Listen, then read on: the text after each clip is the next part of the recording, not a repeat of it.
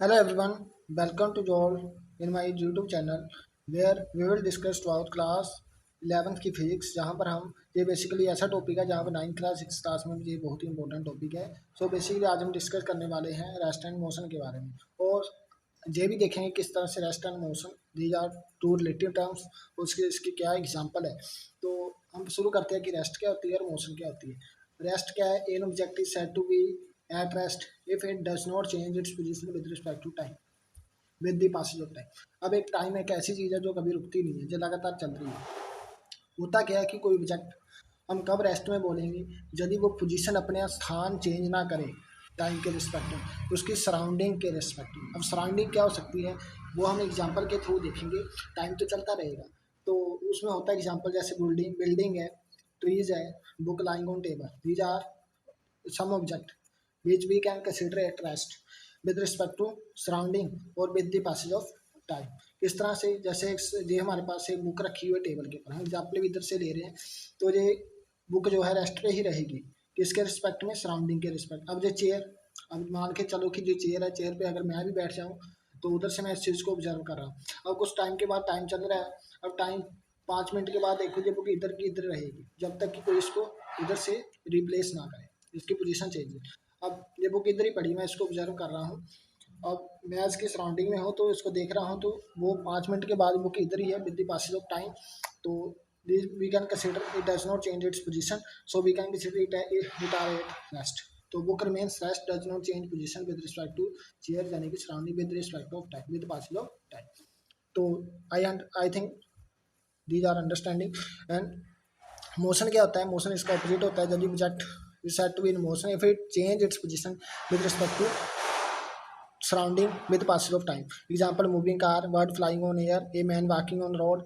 अब ऐसा एग्जाम्पल हो सकता है कोई कार मूव कर रही है, यदि वो कार मूव कर रही है इट मीन्स मोशन के अंदर है, मोशन के अंदर है तो पोजीशन तो चेंज करेगी, तभी तो वो एक जगह पे थोड़े टाइम के बाद देखेंगे तो वो कहीं और पहुंची होगी, ठीक है, तो जहाँ भी उसको जाना होगा। तो जहाँ पर हम क्या करेंगे, जहाँ पर कार ट्रैवल कर रही है और ट्रीज और पोल को हम एक सराउंडिंग कंसिडर कर लेंगे इसके रिस्पेक्ट में, जहाँ से कोई भी ऑब्जर्वर इसको ऑब्जर्व कर रहा होगा तो वो टाइम तो कभी रुकता नहीं है। वो टाइम जैसे 12 बजे है तो 12:05 पे जब गाड़ी इधर अपनी पोजीशन जहाँ से लेकर जहाँ तक चेंज कर ली है इसने।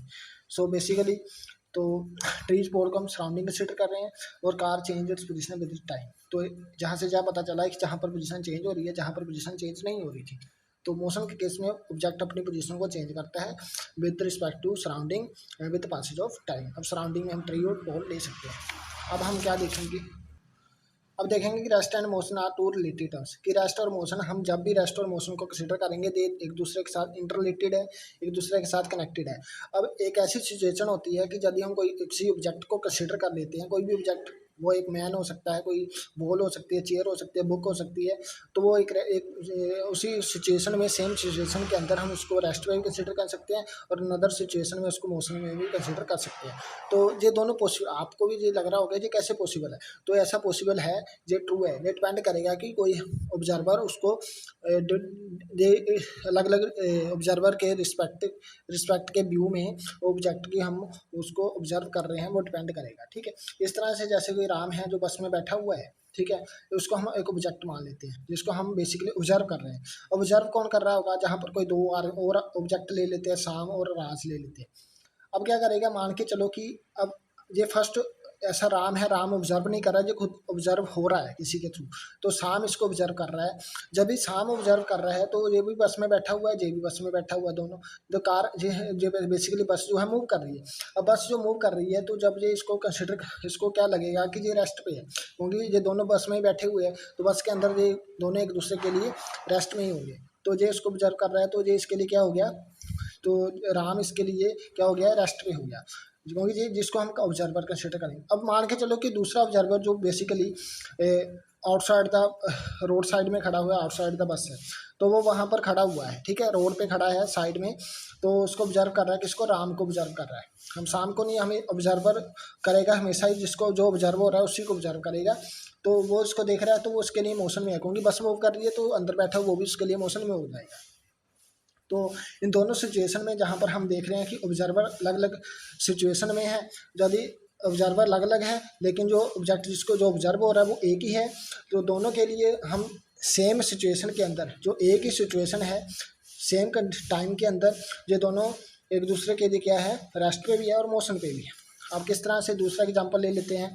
तो अर्थ, अब मान के चलो कि किसी घर के अंदर एक बुक रखी हुई है किसके टेबल के ऊपर, वहाँ पर सराउंडिंग में बेसिकली लैंप है।